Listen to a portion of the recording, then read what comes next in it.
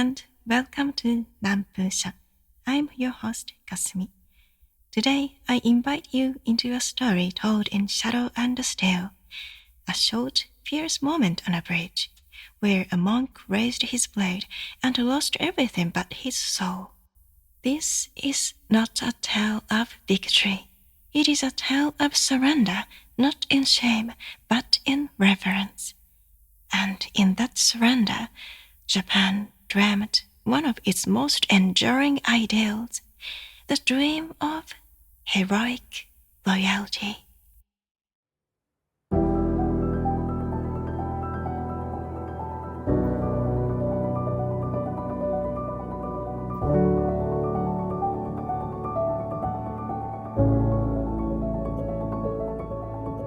Long ago, at Gojō Bridge in Kyoto, a warrior monk named Benkei stood vigil. He had vowed to seize 1,000 swords, a private crusade of discipline and might. But Benkei did not carry a sword like other warriors. He wielded a naginata, a long pole weapon, elegant and sweeping, its curved blade affixed to the end of a shaft.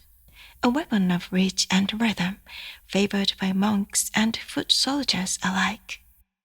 And then a boy appeared. Slender, graceful, unarmed to the eye, but inwardly a blade of spirit. The monk struck. The boy leapt. Steel rang, feet flew, and in a flurry of motion, the monk fell. But something larger happened. In that single moment of defeat, Benkei saw not just strength, but destiny in the youth. Ushiwakamaru. He recognized a spirit worth more than 1,000 blades. And so he knelt, not out of weakness, but in awe.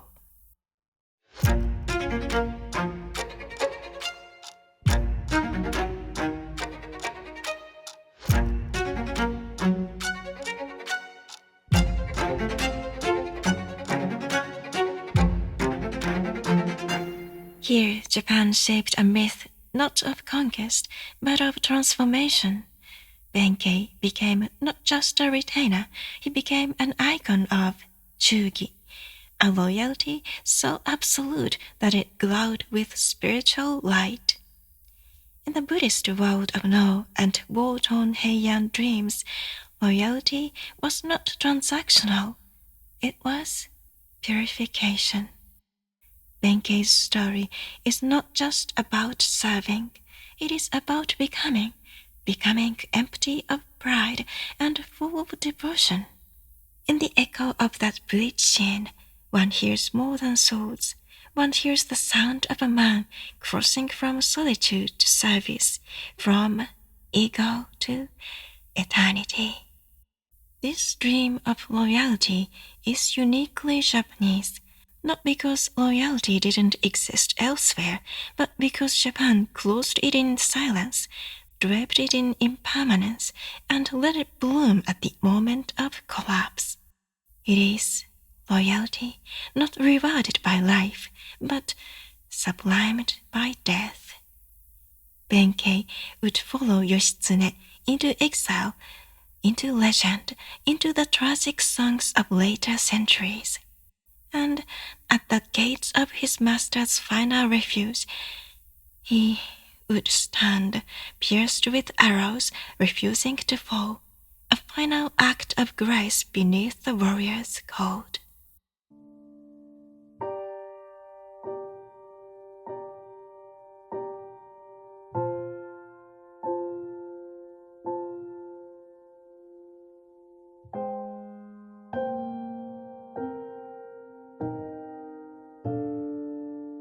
When we speak of heroic loyalty, we do not mean command and reply. We speak of something quieter, a devotion shaped not by duty, but by recognition. It is not forged in orders, but in the silence after the clash, when one heart bows to another, not in defeat, but in awe. At that bridge, where moonlight met still, two paths crossed, and one chose to follow, not because he had to, but because he understood.